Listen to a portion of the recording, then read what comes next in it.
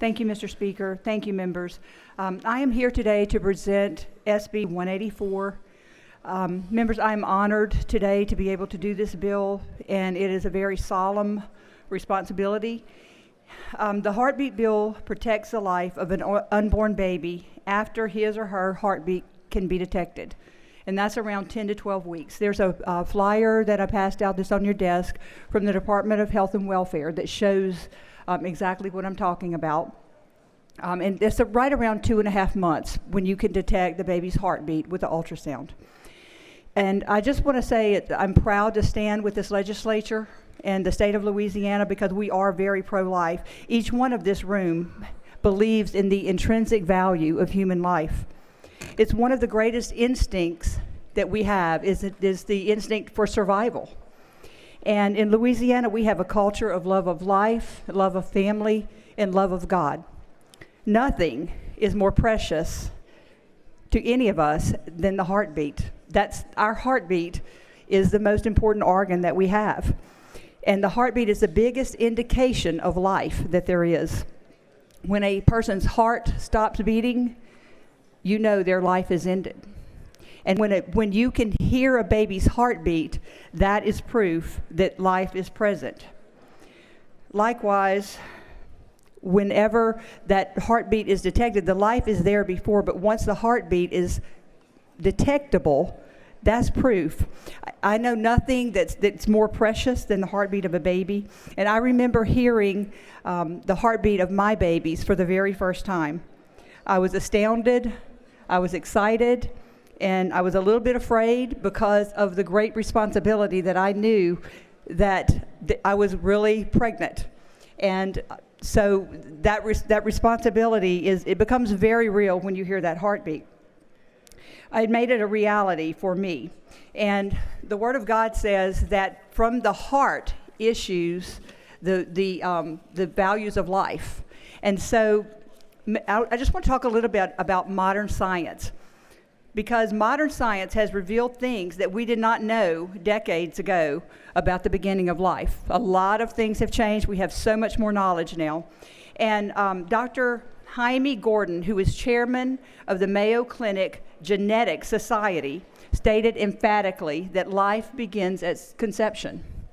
And Dr. Jerome Lejeune, he's a PhD and a professor at the renowned Geneticist Center at Medical College in Paris. This is what he said, and I quote, "Each of us have a very precise starting moment, which is the time at which the whole necessary and sufficient genetic information is gathered inside one cell, and that cell is the fertilized egg. There is not the slightest doubt about that, and we know that this information is written on a kind of a ribbon, which we call the DNA. Dr. Lejeune explains that the fertilized egg contains more information about the new human being that can be stored in 5 volumes of the Encyclopedia Britannica. Not five just sets, but the entire volumes in that one minute cell. Dr. Lejeune also testified before the Louisiana Legislature in the Criminal Justice Committee in 1990, and he stated, "Recent discoveries by Dr. Alex Jeffreys of England demonstrate that this information on the DNA molecule is stored on a system of minute code-type inscriptions." And it's no longer just a theory, ladies and gentlemen, of where life begins. We have leading world-renowned geneticists and scientists saying that life begins at inception, and that we are all, each one of us has a unique purpose and a destiny. And within the last few years, even I learned this, I was surprised to learn that they can tell what sex, if it's a boy or a girl, within 3 to 5 days. And that's how early that you can determine what the sex of that baby is.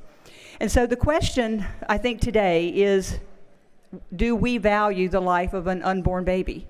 That we know it is an unborn baby, and do we value the life? And I think we have sent bills time after time, we've put into law time after time that we do value that.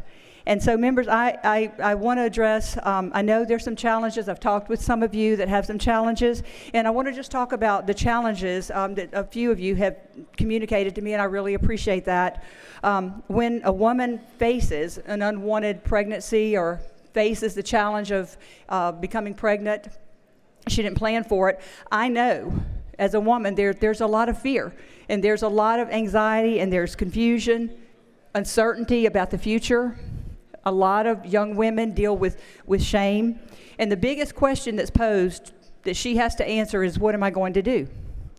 And there's lots of caring communities, churches and services in our state that we provide solutions for them. But we'll get into this later, I think, as we talk about the bill. But one of the things that I wanted to share 20 years ago, whenever we were still living in Guadalajara, Mexico, as missionaries, my son was going to college, and he was married, and we were going to have our first grandbaby, and we were so excited. And we got a phone call down in Guadalajara, and it was my son crying so hysterically that I could not understand what he was saying. And of course, when you get a phone call like that, you know it's very serious. And what he said was, they told us that the baby has a massive tumor on the brain, and they think that we should abort her, and that if we do, if we keep the baby, she will be a vegetable at best, and if she probably won't even live. And for a moment, because we were so excited about having our first grandbaby, and I just said, whatever it is, we'll deal with it, but we can't abort her, and we will deal with whatever comes. And we did. And so 6 months later, we had a beautiful baby girl that was perfectly normal, and outstanding athlete. And so that just shows you that, you know, we had to face a very hard choice. And I know that the governor has faced a similar choice. And the choice is, how much do we value life? Our governor values life, and I know everyone in this room values life. Whether it's a perfect life or it's not a perfect life, we each have an intrinsic value of life. And so I think life is always worth saving. None of us would hesitate to save the life if we knew that someone else was being harmed. Let's say a child next door, or in a restaurant, you saw someone harming a child. You would not hesitate to step in, whether you would do it or you would call the police. We would not hesitate to step in to save the life of that child. And so as a pastor, I'm communicating what I believe is the heart of God and what is right. And John Adams said that the Constitution was written for a moral society. He said, it is wholly inadequate to govern any other. And even though I know that there are horrible crimes that are committed with rape and incest, I really can't think of anything that's worse than that, because we do live in a fallen world. The child should not be killed and terminated because of the crime of the father. That child, because of what I shared with Dr. Lejeune, and it was astounding to me to see that ribbon of that DNA that determines the sex, the eye color, the height, all of that is already in there at conception. And so even though there are horrible crimes that could be perpetrated on a woman, that life still has intrinsic value.